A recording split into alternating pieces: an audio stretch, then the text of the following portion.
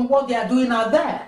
Because if you're there building infrastructure, if you're there, we have partnership and we can do the roads, and people will not be dying just on a journey of traveling from here to wherever you want to go. Then we say yes, that's very good. But at the moment, they are actually partnershiping in things that Africans, Nigerians themselves should be working on. There is the Delta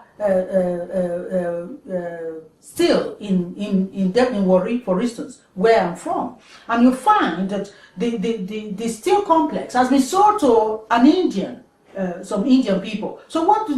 They went to India and brought their workforce, and then the workforce, now they drove off the Nigerian out of it, and then they brought their own people doing it. And China is also doing that. China is coming to Africa with their own workers. So now, how then can we say that's better? Because Nigeria, Africa is a place where there are no jobs. Now, if there are no jobs, because other people come and they take the money away. Secondly, there is no investment in anywhere, because those who go into government, they are going into government because they want the power and they want the money for themselves. That they take away into foreign banks. So we don't have that economic power in the first place. Then on top of all of that, the little bit of work that goes out, you now give it to a foreigner who then come with his own, even the cleaner come with them to come and clean. So how have we benefited from any of that? You see, so that's why they will continue to undermine us, because the things that we do, it shows we are not only self-centered, we are stupid.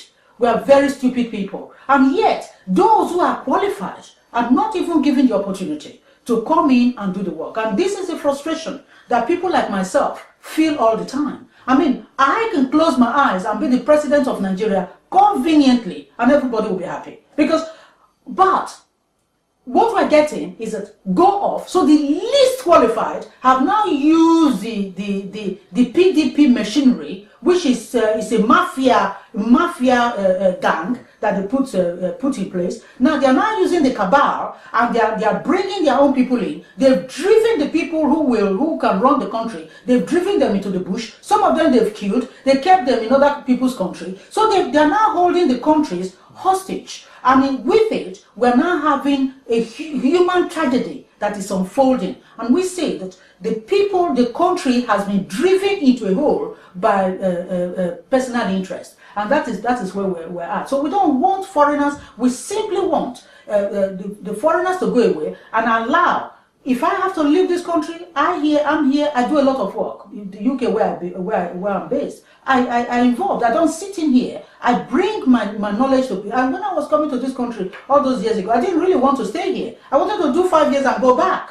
But I found that I came here and there was no country to go back to. So that is where we're at. So I really think at this moment that Nigeria or Africa, go anywhere, have enough citizens to go in and build. When we have built, when this country was built, the UK was building their train rail station, they went outside, they brought people in, they built it, and they left. So you build it, that is what we want to do. Bring them in, let people bring their expertise. We have youth that can do the work. We're not talking about Boko Haram. I was in Kaduna, Kano in 2006, October. And youths were standing around and they said to me, Mama, we don't have work. Now, if you have a situation where you bring foreigners, we talk about foreign investment, what are they going to invest in? And I said to them, where do you want to bring them? Because you cannot bring them. If you have taken everything that belonged to me and you've given it to the foreigner, my child will become a problem in the side of the foreigner that you have brought. This country, we will not be in it if it was not developed. So we need to develop. And this was what I said to Shell, that they need to leave. So we don't blame you, but if you leave, we will deal with the problem. Then when we've dealt with it, you can come. But right now, you are an obstacle in the wheel of our progress. We don't have the capacity to deal with the situation because you're there.